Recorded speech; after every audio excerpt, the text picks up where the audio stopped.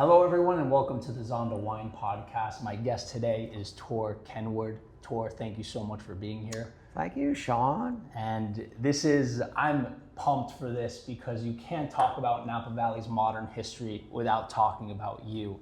Not only helping create it, being with the legends that created it, but also, like we said, defending it as well. Tor recently wrote this book called Reflections of a Vintner. You wrote it during COVID, right? I wrote the first edition during COVID. Okay. And we did, I think, 10,000 copies, and it sold out. Wow. Which is kind of weird for a wine book. So that's the second edition. Weird for a wine book. And were you surprised by that? Yeah, I was. Yeah, or just writing and during COVID, who's going to Yeah, I read know. this? It was catharsis, turns into a book. Yeah. Turns into a success, and now we've got a very important film group doing a documentary on it. Amazing. So we'll talk about that a bit later. But with Tor, you have what, 50 plus years of experience? I haven't got to. Well, I came to Napa Valley, and I was a professional in 1977. Okay. But I was a buyer. You're a buyer. In 1975, 76. Ah, okay. Because a brief history here, Tor worked at Beringer. He had two really long chapters. You had Beringer from 1977 to 2001, an iconic winery, and then you started TOR Wines in 2001.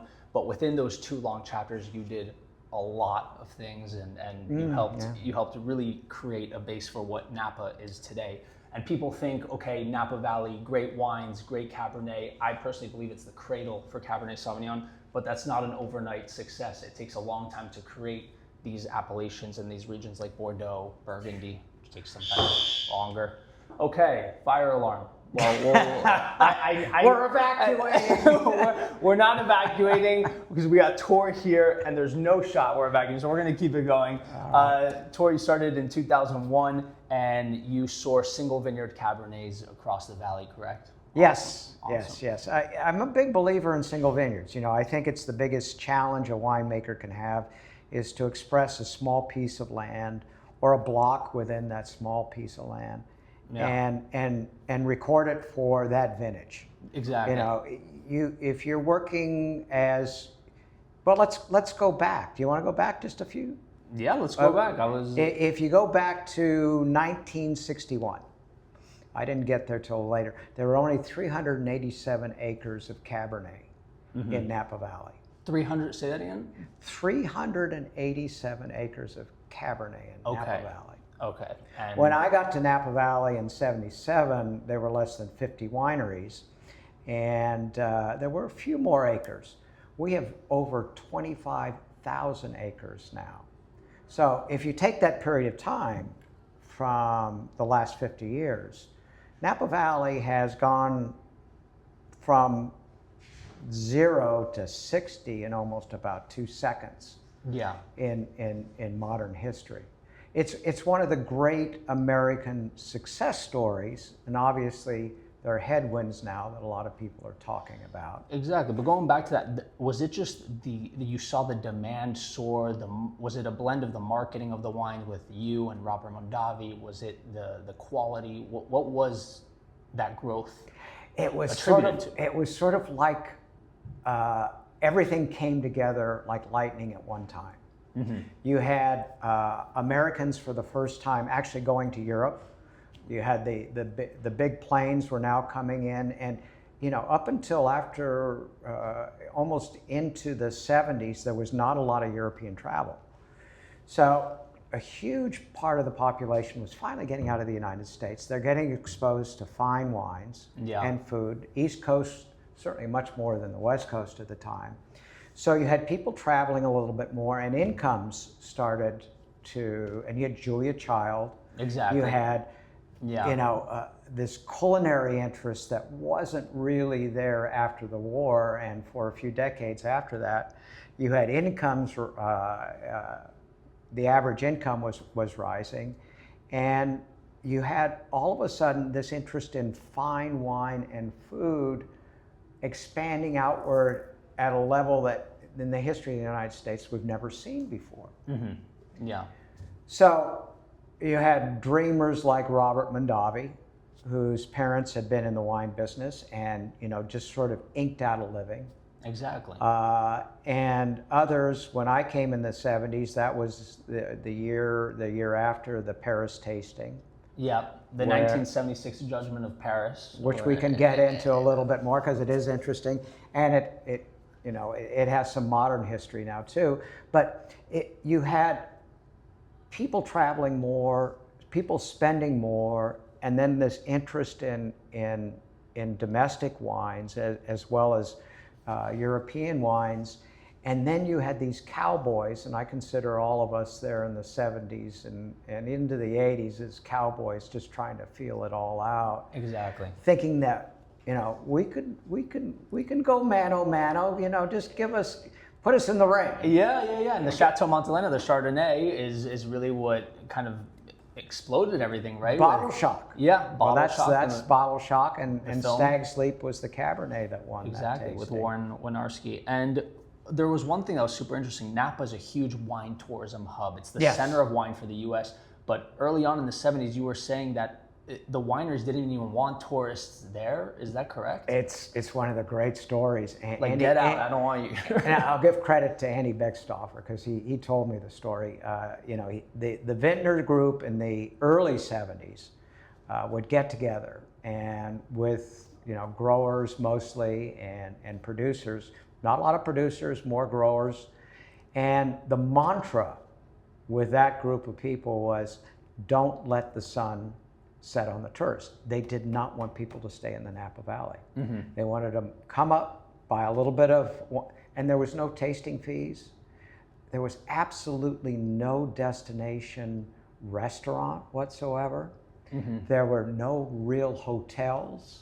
It's much different. Today you have French Laundry, you have the greatest restaurants. You have five-star hotels, you have every single luxury chain involved one way or another. Yeah, and with that change, what do you like and what do you not like about it? Are there things you don't like about all, because you saw what it was and what it is now. Is there a Napa that you miss? To me, and I'll go back to Andy again because we've had so many conversations about this, and he encouraged me to write the book. The villain, and he always says you need a villain if you're going to write a book, and the villain is not so much the luxury hotels and the fine eating establishments and the Michelin-starred restaurants. It's not so much that, it's the people that want to still overdevelop Napa Valley. Forget that the base is agriculture. If we start developing it, like let's take San Francisco South. If you go down to southern San Francisco, that was all orchards at one time. And obviously now it is like Santa Cruz area? San Jose. San Jose, okay. Yeah, so San Jose, Palo Alto, et cetera, et cetera. Oh, okay. I mean, you had Stanford University there, but all around Stanford were at one time, it was a lot of agriculture down there. Yeah. And now look at it now, it's just one big. You would call it a bigger threat than fires if we got to the point where you started to tear up, and we can get into the conversation about where we are right now with some, there's some vineyards being ripped up in Napa Valley for the first time in 50 years that we have this kind of direction going. That's another conversation. But if we forget that it is the quality wines coming from the quality vineyards and the growers that support those vineyards and the producers that support those vineyards, if we turn our head away from them and we allow developers to come in and to put Jody Mitchell's parking lot there. But turning away from them, do you mean like stop buying from them? Or what do you mean by turning away from them? Well, we'll go into modern part right now. I think we've hit a maturity for Napa Valley. For the first time in maybe the last 50 years. We're finally a very mature wine growing area, wine producing area. And we're hitting a point where we're trying to find some equilibrium right now. So yes, there will be growers that will be producing less. There are vineyards that are being replanted. I don't see a huge amount of new development, and there's no. Napa Valley is it's actually 4% of the production in California. 4% comes from Napa Valley. Mm-hmm. A lot of people go, no, it's got to be more. Napa's, California wine. Only 4% of the wines that are made in California come from Napa Valley. But the market share, let's say, is... Well, the market share and the recognition. Yeah, exactly. So one is that, okay, we're going through a period right now where some vineyards are being ripped up and replanted and going into a holding period, yes. But the top vineyards, the ones that have already established a reputation, are doing still very well. Exactly, and it doesn't seem like anyone made a mistake in the development. It just feels like this is a natural, this happens, right? When we reach maturity, we have to find the equilibrium. It happens in a bunch of other industries, right? I was going to say it happens with every industry that I'm aware of. Exactly. Especially if it's agricultural based. Yeah. I want to talk about you personally for a little bit as well. So in the book, you mentioned that you fought in Vietnam. Thank you for your service to this country, and you returned, how you would mention, whole but scattered in 1969. Yeah. And you were conscientious about discovering ways to enjoy life after a difficult experience like that. Do you credit that experience with going into jazz, going into music early on, and going into wine? Were you conscientiously searching for that? Nobody's asked me that question exactly like that. That's interesting. I think that going to war definitely changes you as a person. Mm-hmm. And as you come back, you maybe reframe your life. I was very fortunate. My dad was a writer, and it started a bookstore. And I went back to school, and he said, you can pick up any book you want to, and just don't break the back and bring it back to the bookstore. So after the war, I was reading about a book every day or every other day, and still going to school and starting a jazz club with a bunch of friends of mine and putting on concerts. So was this in LA or Santa Barbara? No, it was Santa Barbara. Santa Barbara, okay. Yeah. Okay. And it's just like you accelerate in your mind what you need to do and what you want to do. Mm-hmm. So I hadn't thought about that before, but the way you frame that, yeah, you sort of accelerate in your head. Okay, I maybe don't have as much time as I thought I did when I was 18. Exactly, yeah. Life is very finite, and yeah. And you do change that perspective, and I sort of amped up things quite a bit. Was introduced to fine wine, and it was game-changing for me because it had all the elements that my heart of hearts loved. It was people, it was place, honoring place, it was agriculture, it was art, and it was science. Exactly. And it was, and Napa Valley at that time was such a welcoming place to be. It felt kind of natural and easy to mesh your way into it. I mean, there didn't seem to be enough hours in the day to work. Were your parents supportive of that? I mean, your dad is a playwright, your mom is an artist. Yeah. They weren't like, Tor, go into finance or something. Let's go be a lawyer. Were they really chill about this, or they were very chill. They complete hands off. Parents. When I moved to Napa, did they like wine, or my mom liked wine? She was Italian. Okay, she had some Italian background. Yeah. My dad a little less so. Okay, but he was a very good cook. Yeah. When I told my father that I was moving to Napa Valley, he was very, very concerned at first, because to him, Napa Valley was far more well known for its mentalist institution than it was its wines. Yeah, you wrote about that. So he was going, are you getting into are you going to be working that mental institution up there? And I said, no. I'm getting into the wine business. And he was a little confused, but yeah, we worked it out. But you guys kept in contact? And absolutely. They became regulars. Awesome. And your dad wrote Cry Havoc. I was an actor before I got into wine and really? studied theater and some acting in New York, so a lot of respect for playwrights and actors and all of that. He loved plays. Yeah. He loved plays. He was a script doctor too. He did a little bit of that. Yeah. Very cool. Very cool. Do you like theater movies? Did he get you into that or not? I don't know if it's because of Dad, but yeah, I do love theater, and I'm interested in the film industry. Amazing. Amazing. And so I want to get into Beringer. So was that one of your first jobs, or you said it was literally the first job. And did you get it out of sheer luck, or did you interview? How did that work? In retrospect, sheer luck. So, I came up and I basically ran beta breakers. So anybody out there that's a runner might know beta breakers. Mm-hmm. And I said, okay, the music business is a lot of fun, but I think this wine business is a lot more fun and pushes more of the buttons.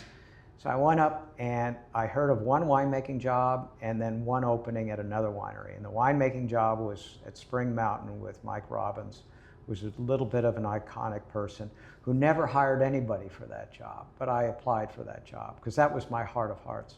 And the other one was Beringer had an opening as a tour guide. Okay. So I went in and threw out my resume, and I got a call literally 2 days later and said, "Do you really want to come on up?" I said, "I'm throwing everything in the car. I'm coming up." Let's do it. So, let's do it. Within about 6 months, I moved up the ladder.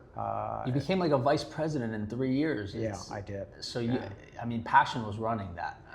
Well, they saw the crazy guy taking winemaking courses and viticulture courses on the weekends and nights and days, and they actually bent my schedule around, especially in those early years, so that I could finish a lot of the courses I was taking. And I got a degree too, working full-time at Beringer, so they were very flexible, which was wonderful. Do you think someone today could do that? Like if TOR in 2026 went to Napa, and is it possible today, or do you feel I meet so many people that I think are like me, that are very passionate and have that energy and have that interest. But the tough thing right now would be, I think you could get in and you could do what I did, which is sort of break your back doing all the stuff that I did to understand. You wore all the hats. Yeah, I wore all the hats. Yeah. I think somebody could still do that, but to start your own winery, you would need some inheritance, some investors, something there to the threshold to start your own winery. When I wanted to, when I first got there, which I couldn't do, is very, very hard. Well, like you said there were 320 acres of Cabernet. I also would be curious to say how much a hectare of an acre of Cabernet in Oakville would have been then versus now. Or Andy Beckstoffer, right? He'll charge, I don't know, $50K for a ton of Cabernet grapes, how much it was back then. But it's crazy what's... Oh, well, yeah. I can tell you, because I do buy grapes from Andy. When I moved to Napa in the 70s, Cabernet was selling for about $150 a ton.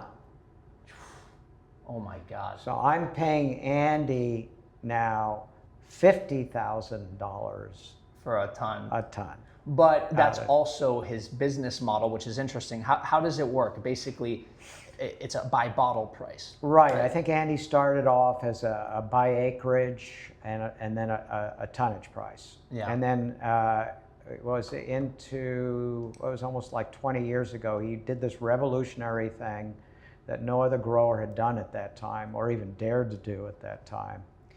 He said, "I'm going to do a bottle price formula because people are making too much money off my wines." Yeah. Especially To Kalon and some of the Crane and the old heritage vineyards that were producing a lot of 100-point wines. Yeah, and for those listening, we're talking about Andy Beckstoffer. So on certain bottles of Cabernet, you see Beckstoffer on the bottle. That's his last name, and they make very, very, very good wines. I'm a fan of Las Piedras, Dr. Crane. Those are spectacular wines. Yeah. But yeah, back to he charges per bottle price, right? Well, yeah, he came up with a bottle price formula, which was it started out at 150 bottle price times, and then now 175 bottles. So if you're selling, and he wants you to sell for $300 a bottle if you're in Tokelon or Crane. Yeah. Those two vineyards that you mentioned. So if you're doing that, then you're $50,000. Because it's 300 times 175 there. Right. And when you get grapes, is it random? Do you have your parcel within there? You know exactly which vines you have. Exactly what vines you have. Yeah, you know exactly where your vine starts and where it ends and what block you're in, etc. And if you want to personally prune or green harvest or anything like that, are you allowed to go in there, or is any like my guys go in there? That is a really good question because a lot of people don't understand that. So when you enter into a contract like that with Andy, that is restrictive and very expensive. Yes, you can go in and you can drop fruit, so you can green harvest, as you mentioned, or before veraison, you can come in and drop some. Exactly. You can come in after if you want to, and drop. You can because the vines are technically right. You can go a radical cluster per shoot, which I do in parts of Tokelon. Yeah. You can do some real radical thinning, and you can do some canopy work too. So you can talk to, and Andy does all the farming on all his vineyards, but you can talk to Andy's farming group, who are amazing to work with. Incredible. And you can say, okay, I'd like you to work the canopy this way, or now that we're looking at occasionally some warmer vintages, you can go and put in shade cloth. Exactly. And other things. So you really do, and then of course you pull the trigger when you want to pull the trigger. Exactly. And we're talking about TOR Wines here with your Beckstoffer wines. You also have vineyards in Pritchard Hill, St. Helena with Beckstoffer, and Carneros. You also make Chardonnay as well. Larry Hyde. Larry Hyde. One of my favorite growers, yeah. This is why you need to drink TOR wines, because you are sourcing it from the top growers as well as winemakers as well. Not only you, but also Jeff Ames, who makes the wine at TOR. But we'll talk about TOR in a bit. I still want to go back to your time at Beringer. So I want to talk about a specific instance in this book, because this book, which you can get on Amazon, I believe you can get on any Barnes and Noble has Barnes and Noble online. Yeah. Very cool stories. I read this in one sitting. And one of my favorite stories is when TOR was really young, before the cool glasses, because there's some great pictures here without the glasses. I said this off camera, but TOR's glasses, he has the greatest glasses I've seen. I'm gonna have to get a pair. So you had lunch. Myron Nightingale, who was the winemaker at Beringer when TOR was there, he said, "TOR, come on, we're gonna get lunch where Brick's restaurant is today, I believe." And you sat there with Robert Mondavi, Andre Tchelistcheff, Louis Martini, I believe right. those were some of the names there. Yeah. And the topic of conversation was, from what you remember, what makes a wine age and become better over time. Right. You were silent, kind of listening. Robert, I had to be there. They were my peers. Not my peers, they were the gods. Did you know how you were still young in the industry, did you know how important these voices were? Like when you saw the maestro, Andre Tchelistcheff, were you like, these are just guys, or? Well, Andre was a very special and highly revered person at that time. Okay. So yes, I mean, I felt like Andre was a little bit of a god for me. So he was a very special person in all our lives in those 70s and 80s and early years when he was still making wine. Bob Mondavi was sort of just, becoming the voice that everybody knows now. So, Bob was sort of, in that group, a young Turk. And then old Louis Martini, he was sort of, so Andre was the one that I had my ear to maybe the most. Yeah, at that as time. he smoked his cigarettes there. Yeah, he did smoke and drove fast cars. He was yeah. Very cool. That's a whole other story about Andre and cigarettes. He's one guy who I just wish I would have met. He's just to talk about Andre Tchelistcheff, Bailu Vineyard, creating that whole program, and also just a great consultant as well. I mean, Massetto, a great wine from Italy. Andre was the one who was like, this vineyard, plant Merlot. Everyone else would have been like, Merlot on this vineyard, and now look. I mean, that's the type of person he really understood. Andre told Chapelet, you should go to Pritchard Hill.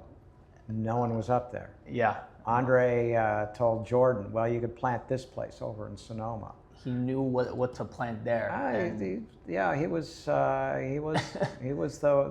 He was the Steve Jobs of Napa Valley. Yeah. But back to that lunch, you said the question that you guys were discussing was what makes a wine age and become better over time. Bob Mondavi was talking about balance. Andre Tchelistcheff was talking about the flesh of the wine. Yeah. But I was reading it and I want to know what your answer was, because well, I told that story because it resonated so many years later. One of the winemakers said pH, which means balance of acid and so on. The other one said it was really the tannin in the wine. And if you're really into the wine business, you look at all those things as important to the aging of a wine. But Andre, in Andre's way, he went, no, and he was Russian and had this accent. He says, no, it's the flesh. And I went, whoa, what? You know what? Exactly how he said it. Yeah, I just went, what is he talking about? And, he talked about it a little bit at that lunch, but I reflected on it much later, and he said the great wines that he had made at BV, Beaulieu, were the wines that when they were young had a certain amount of flesh. So look at it this way. If it has too much flesh, too gaudy, too whatever, it's not pretty. If it has no flesh, it's not pretty. But with the right amount of mid-palate, which is the way I look at flesh, a certain amount of early richness, not over-richness, but a little bit of richness in there. Those are the wines that age. It's not the wines that have tight tannins and no flesh at all. Exactly. I'm glad you point that out, because a lot of people who study wine, I went through the WSET diploma thing, and right. It's a very technical, right? You talk about the way wines age are tannin, alcohol, and acid. Right. But here it's more of an artistic, more of a feel to it, right? Yeah. When I want our listeners, because our listeners are wine lovers, but some of them are new to wine. When you talk about mid-palate, what are you talking about there? Well, when you taste a wine, let's say a very young wine, because that's what we're talking about right now, and you're trying to judge where that wine's going to go. We're talking red wine. Yeah. So it used to be that you needed a somewhat of a hard, tannic, astringent, if you will, wine to really age. Andre's point was, and he's certainly correct as far as Napa Valley wines, his point was that no, you don't want those real rough, overly tannic wines in their youth, because those tannins will stay and the flesh will never appear. Mm-hmm. They'll outlive the fruit in the wine. Okay. So you're looking at a wine that has structure, balance, and a certain amount of mid-palate where you can taste the fruit and go, I like this wine now, but I think it's going to get a lot better. Yeah, you can drink it now. So it's maybe to an audience out there that's maybe not terribly familiar, and to simplify that is, if you drink a very young wine and you kind of like it, but it's a little rough, but you like it, it appeals to you, that wine will probably be a very good wine. Mm-hmm. If you taste a wine and it's a really, really rough, and the guy that's trying to sell you that wine says, don't worry about that, it'll age out and it will be a beautiful wine, don't buy that wine, Uh-huh. and don't buy any other wines from that guy. Okay. So it's more like it just magnifies an issue that you Yeah, find. the tannins last longer than the fruit core. Okay. Yeah, but you want the balance. You want the acidity. You want the you want the tannins. You want the flesh, but you want to have a little bit of that flesh. Exactly. Whether it's Pinot Noir, Cabernet Merlot, Petit Verdot, Cabernet Franc, whatever. Yeah, no, you don't want the wine to get tired over time. You still want to have fruit, regardless of how old it is. I mean, you've tasted, the greatest wines in the world. You've tasted, DRC, some of our dream wines. Are there any wines, that have just made your mark at that point in time when you were young there? As far as European wines, what turned me on to Napa Valley was actually a gentleman that I knew down in the Santa Barbara area that was a wine nutcase at that time. And he worked at a couple liquor stores, but in the back room, he was importing the top wines from all over the world. You had access to all the... I had access to everything that was coming in. So I was tasting the first growths in Bordeaux, I was tasting the top Burgundies at the time, Champagnes, and so on, in the back room with him. You tasted 61 Tor when it was, when 61 was just... 61 was tight. Those wines were tight. They almost get into, okay, is there enough flesh there to go? Is there enough? Those 61s were, but I was tasting all the great wines. And back in, I hate to say this because we live in a different age, most all those wines were under $30. Yeah. $20 bottle of wine was a very expensive wine back in the 70s. I mean, yeah, you said like no. What was the wine that went over $20 for the first time? That was Heights Martha's Vineyard. Heights Martha's Vineyard. That was it, and that kind of exploded everything. That was in the '68 Heights Martha's Vineyard was an epiphany for me. Yeah. It was the wine that I just went, to me, this is as good as any of those great wines I've had from Bordeaux. 68 as a vintage was helpful in that regard, or was it just the vintage? The vintage was amazing. The wine was amazing. Those early 60s, I think he started in 66 with Martha's. And those 60s into 74 that Joe Heights made. Yeah, those are some legendary bottles if you can find them. You have a cellar at home, right? I do. have Some of these. You have like what, 168 left? I think you opened it to. I finally opened it when I wrote the book, and opened it with obviously some friends around. Yeah, so it was good. I drank my last, but occasionally somebody very nicely shows up with a bottle. It's very rare. But a friend of mine has a 68 Mayakamas Zinfandel. I don't know, some random bottle. We'll see if it's any good, but those can be surprising, especially if it's a real Mayakamas. Yeah, late harvest. Yeah. Real Mayakamas. Oh, well, the late harvest stuff is a little different. Okay. I think it's a late harvest. I forget what it is. It probably is. Yeah. But talking about this period as well, what I love about the book is the biggest names in food and wine: Julia Child, Robert Parker, Robert Mondavi. When you went on a plane with him to, I think, convince people to invest or something like that. It was going up to see the gentleman that started Starbucks. Howard Schultz. And he convinced you to buy stock in Starbucks, right? No, he didn't try to sell me stock, but when I was so impressed with his focus during lunch that we had, eating sandwiches and soft drinks in his office with Mondavi, that I said, I should maybe invest in this company. And it turned out pretty good investment. It was just the three of you, kind of? Yeah, it was just Mondavi, myself, and Howard, yeah. Yeah, but like examples like that in this book of these titans of the industry that not only knew you, but confided in you. One of the cool stories here is about Robert Parker. Yeah. Before I dive into Robert Parker, the iconic, most well-known critic responsible with really moving the wine industry in the U.S., did you get to see the industry before Parker and criticism really lifted off? How'd you sell wine back then? That's an interesting question. A lot of people won't believe it, but the way that wine was marketed back prior to Parker, you had one small critic, his name was Finnegan, for California wines. And then I'm trying to remember, somebody was writing about California wines, long articles, wonderful articles in Bon Appetit, not Bon Appetit, but Gourmet, I think Gourmet, Gerald Asher.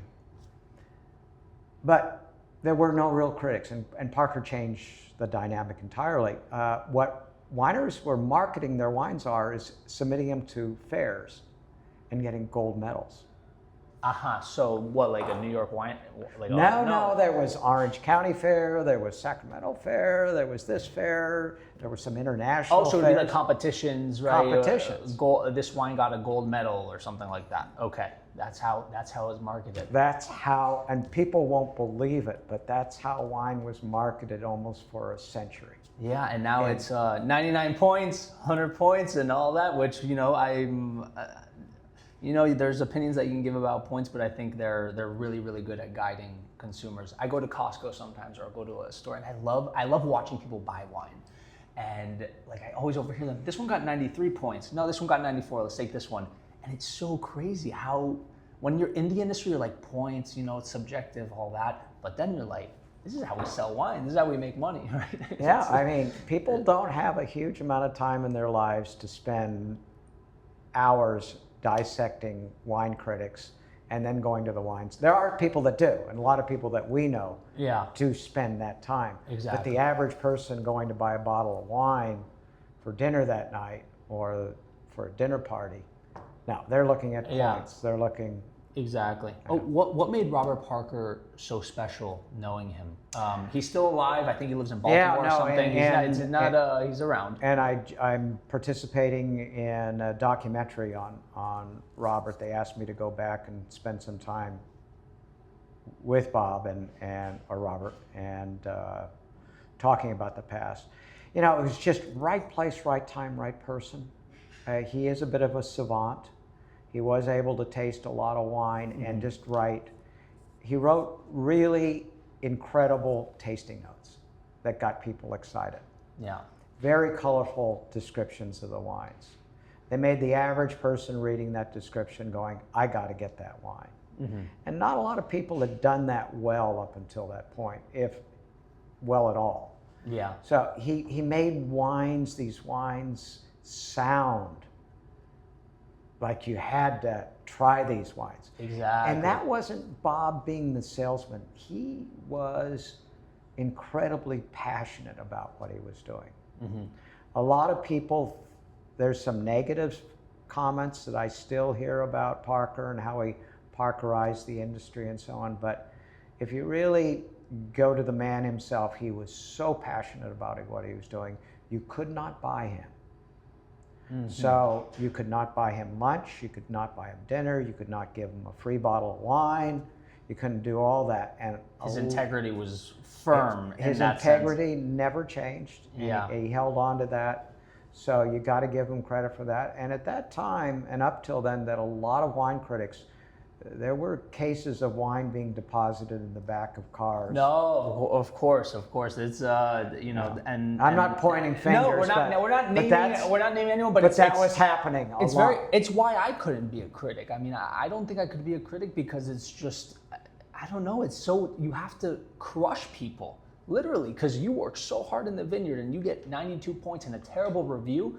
I mean, I've heard of stories of Robert Parker, like some Bordeaux chateau, like their dog like bit his leg or something, and he was just like angry calls. Like there were death threats. 100%, and I would believe that. But like you said, there was Parkerization, and just to give our listeners a sense of what this means, he was so powerful in his criticism, in his notes, making or breaking wineries, that wineries would start making wine according to his taste. Some people thought he liked high alcohol concentrated wines, which I don't think is true because I've read it. I have his first newsletter to his last. I have boxes of this stuff. My wife hates it. She trips over it, the boxes of it. And like you said, the way he wrote was amazing. But that's what we mean by Parkerization. Wineries now making wines according to his taste rather than expressing a vineyard in the most authentic way possible. But one thing that you write in the story here, and cool little tip here, Robert Parker actually wrote a foreword in this book. I when I finished the book, I said, okay, who's impacted the wine industry as much as anybody out there? And we're saying impacted, just as far as sheer impact. And then what culinary person, because we haven't talked about my relationship with Julia Child and a lot of other chefs, but what chef has impacted, certainly Napa Valley, and maybe I should just say what critic, and then, or what person, and then what culinary person has impacted Napa Valley more than any. And Mondavi was no longer alive when I wrote that, so I would have gone to probably Mondavi and said, would you write a foreword? And knowing Bob, he probably would have said yes. Yeah. He was like that. He was very supportive of writers and so on, and we knew each other very well and worked together actually on several boards and so on. But the other person was Robert Parker. So I asked Bob, and he said, yeah, immediately. No honorarium or anything. He said, yeah, I'll do it. Just, what are you looking for? And then Thomas Keller, who I thought had really changed Napa Valley from a culinary perspective more than any other chef that we've had. Talk about that. How did he change it? I mean, he came in 92, I think. It was 92. Okay. Yeah. We'd had some good restaurants. I could go into them, but Sally Schmidt actually had the French Laundry before Thomas came in. It wasn't his restaurant. No, it was the French Laundries where I proposed to my wife, and it was with Don and Sally that ran it then. And it was brilliant. It was amazing. Same location. Same location, same name. Yeah. The French Laundry. Yeah. So Thomas didn't come up with that. He came up with, a completely different. Thomas took that from Don and Sally had wonderful food. Sally was a genius chef. There's an amazing documentary on Sally Schmidt that the New York Times did. Yeah. And anybody that wants to watch a very inspiring story about an amazing person, that documentary I highly recommend. But Sally and Don had this amazing restaurant, but they got tired and they wanted to retire. Yeah, exactly. And they were older and so on. So Thomas bought it from them, kept the name, and then turned it into much more of a 3-star Michelin type of restaurant that when I was going to Europe a lot, you'd see in San Sebastian or any of these. Well, more in France at that time. Okay. Yeah. Wow. So I've never been to Per Se. I've never been to French Laundry. Obviously, they're on the top of my list to go one day. Why is it special, right? Why are we talking about Thomas Keller? What do you think it brings to Napa? Well, it was a couple things. One is it was a great deal of attention to detail, and I think that's critical in that he was paying really, really close, fanatical attention to sourcing. Mm-hmm. Okay, so if he's going to have lobster on the list, which is an East Coast, who's he going to buy the lobster from? If he's going to have any kind of meat on which obviously the restaurant does, where does the meat come from? Who are the butchers? Where is it raised? How is it raised? Yeah. So he goes completely back to the very beginning of the origin and how these products are raised and brought to the market. He usually has direct relationships with each of those. And then he puts on this, 3-star Michelin at the time sensibility to, turning into, what flavors, what do I add to these raw ingredients. Yeah, and he's a big wine guy as well. Yeah, he loves wine. He loves wine. Amazing. Yeah. Well, one day I'll get to go. But talking about, the culinary background, Julia Child being a big influence for you, I think one of the ways you really helped market Beringer is you paid attention to the culinary aspect of the winery, right? You really harped on, if we're going to have people here, we need to have top, chefs or people doing that, right? Back until the 70s, really, and again, I mentioned in the beginning that a lot of Americans were starting to travel a lot.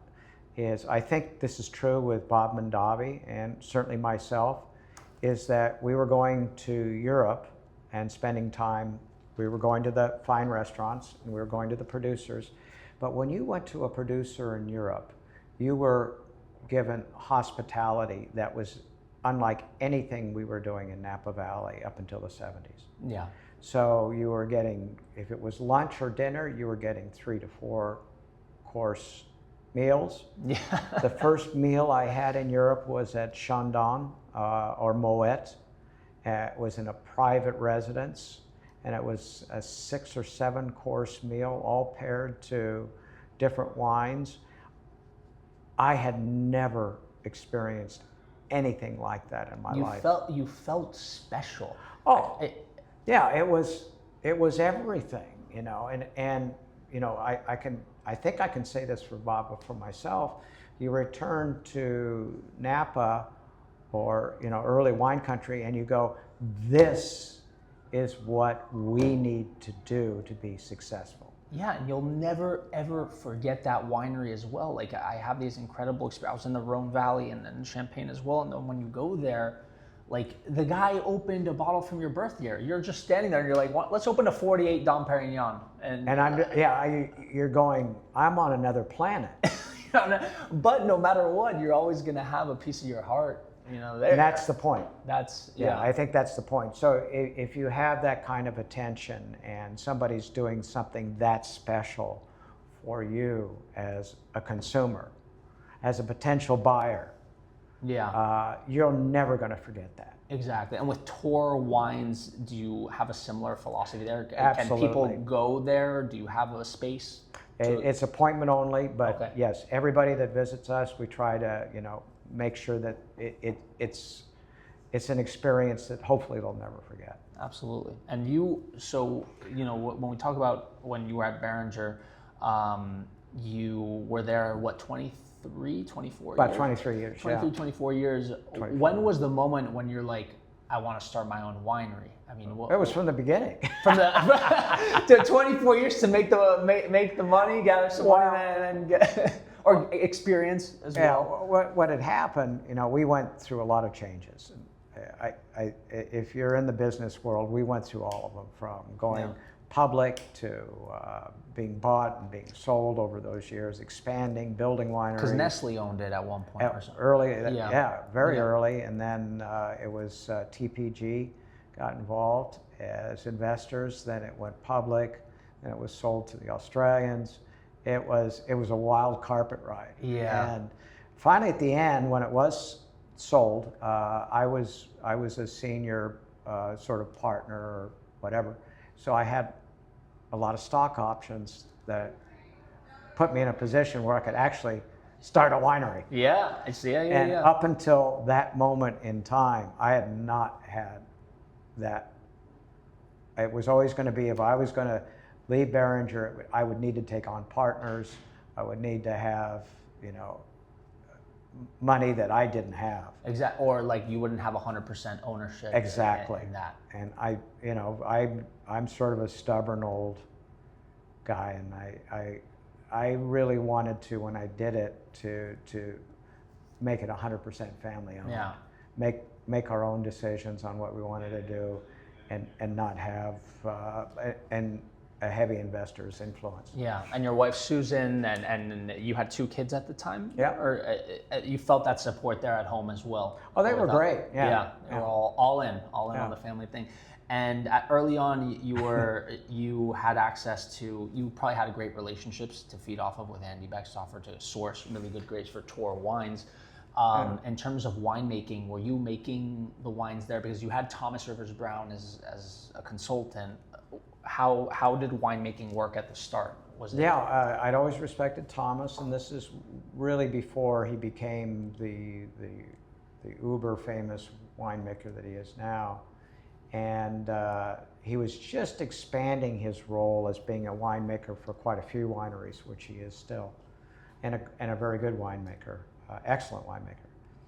And I asked Thomas to be my first winemaker, and Thomas was the first 2 vintages. His first lieutenant was Jeff Ames. Yeah. And at least the first lieutenant on my project, I should say, because Mike Smith was also working for, he was a wonderful winemaker and has his own project too, but Mike and Jeff were working for Thomas at the time, but Jeff liked my project, so he said, "Hey, Jeff would be full time for you if you want to. Awesome. You want to take him on?" And I said, "Well, let's give Jeff, I think it was the 2003 vintage, and see what he does." And Jeff and I have been together since. You guys just fit so well there. I don't know. We're sort of like brothers in some way. We don't war each other, but the funny thing is we don't have huge differences, or we're too much alike. Exactly. In what we want in a wine. Yeah. So yeah. And TOR Wines. First off, I love your name as well. I think I had nothing to do with it. Your father named you after. I think your father named you after like a character in a play or something, or something like that. High Tor was the play, and it was really it's more Celtic than it is the Scandinavian. Well, I love the name, and one thing with TOR when you started it is you wanted to follow a Burgundian model. Yes. And for those listening, could you explain what do you mean by a Burgundian model? Yeah. Is it focusing on just plots, something like? Yeah. Bordeaux is much more large pieces of land. If you go back early Bordeaux, it's usually owned by families or wealthy corporations, companies, but they're usually larger tracts of land owned by the and that's changed too in modern history. But that was Bordeaux. Burgundy's always been really a grower's world. It's a much smaller appellation if you take Burgundy and you compare it to Bordeaux. Yeah. And it's a lot more fractured by growers. So a lot of the wineries that we know have just rows in certain vineyards that they own or manage and have had through sometimes generations. Yeah. It's very, very specific. And it's very fractured too. So, you could have a house like Drouhin that has rows and blocks in quite a few different appellations in Burgundy, or you can have somebody like Comte de Vogüé that has their Moussigny blocks that they've had for generations. My favorite is, wouldn't it be nice to be Armand Rousseau and have those blocks in Chambertin available if you're another producer? Oh my God, yeah. Sometimes you have what's that one? Domaine Lambray, right? They have the whole. Lambray's a good vineyard, yeah. Yeah, the Lambray there, but the focus is you make single vineyard Cabernet, precise. Trying to get into the best rows and the best vineyards. Exactly. So for example, in Pritchard Hill, you're working with growers who. One grower there. Owner, yeah. Okay. All the vineyards we're working with, and it wasn't planned actually, are all family owned. Got it. Beautiful. And then your flagship is called Black Magic. Is that correct? That's sort of the. And a cool part of the story is, I think people really forget. Sometimes we just hear about fires in Napa, but there was a big earthquake, and it affected some of your wine in 2014, I believe. Black Magic. Why is it just a selection of your best stuff? How would you define it? Yeah, well, as I mentioned, I was very focused on single vineyards. So the early business plan was, focus on the vineyard, make vineyard designated wines, and we were kind of early on in that focus. In 2014, we had a huge earthquake. I lost 20%. The barrels just basically were flying across the winery. Yeah, you were saying if it happened during the day, someone would die. A lot of people would have died. Yeah. Yeah, because a barrel of wine weighs a half a ton. So that, flying through any space or falling down on anybody is going to create a lot of injury. It happened at 2:30 a.m. or something. Yeah, 2:30, about that time. Yeah. And, it'd been during the day at 2:30 p.m., it would have been a different story. Yeah. But anyway, long story short, there were 5 barrels that we had out of To Kalon that year, and we're just going, wow, this is just amazing that we had these 5 barrels that survived. And we tried to see how that would fit into, other wines or To by itself, but we said, no, the 5 barrels, they want to be themselves. And I said, well, we love the wine. We think it's very special. Mm-hmm. So I'm going to charge a lot more money for it. And if no one buys it, we'll drink it. That was sort of it became a wine that celebrities were buying and drinking and celebrating, and it was getting big scores, and it became something that we didn't at the time think it would be. But. Yeah, so some of those celebrities like Phil Mickelson, golfer, he drank it out of the trophy. I mean, you're a golfer. You also like fly fishing. Yeah. Golf-wise, how'd you get to know Phil Mickelson, or was he just a fan of the wines early on? He was a fan of the wines. I had a call one day, and somebody said some celebrities want to meet you and taste your wines and possibly have a lunch. So I said, well, what day is it? And I said, no, I don't think I can do it that day, but tell me who the celebrities are. And said, well, it was Phil and Amy, and who was the other one? Oh, Jim Furyk and Tabitha. Oh my God. Yeah. And they're actually very good friends. Well, you're like, actually, I have the afternoon clear to play 18 holes, actually. It's all clear. Yeah. Everything's clear. So you had mentioned that Phil Mickelson, people would be surprised that he actually is a wine nerd, or like. He is. Phil is surprisingly a wine nerd. Yeah. Yeah, he pays a lot of attention to the details. Amazing. Yeah, I once ran into Phil, I think it was like 15 years later or whatever, 10 years later. And I walked into a room, it was a place down in the Palm Desert area, and Phil stands up, says hi, introduces me to the group of people. And he gave me, for 15 or 20 minutes, the greatest pitch I've ever had in my entire life. Talking about what I did, the vineyards I worked with, how long I'd been in the business. I went, man, I would love to hire this guy. I'd love for him to do the marketing or selling around. Yeah, no, but he had memorized, or he just knew so much detail about my life. Yeah. And I know I'm not the only person. He really studies it and is very interested in wine. Yeah, no, well, I think anyone, whether it's Phil Mickelson or someone just getting into wine, you're definitely someone that people look up to, and everything that you're bottling with TOR Wines, I think, is a representation of your years in Napa and your understanding of. Don't bottle anything you don't like. Don't bottle anything you don't like, exactly. With that said, just want to finish by saying we do have some exclusive new information that Tor was telling me before. Oh, yeah. You have so there's a film being made about Tor Kenward. Can you tell us a little bit about what's going on with that? Well, a couple producers and a wonderful director. The producers are actually East Coast and London, and the director's from Paris, which is kind of interesting. But with these, they formed a company that are going to working on 2 documentaries right now. One is about Robert Parker, and the other will be based on my book.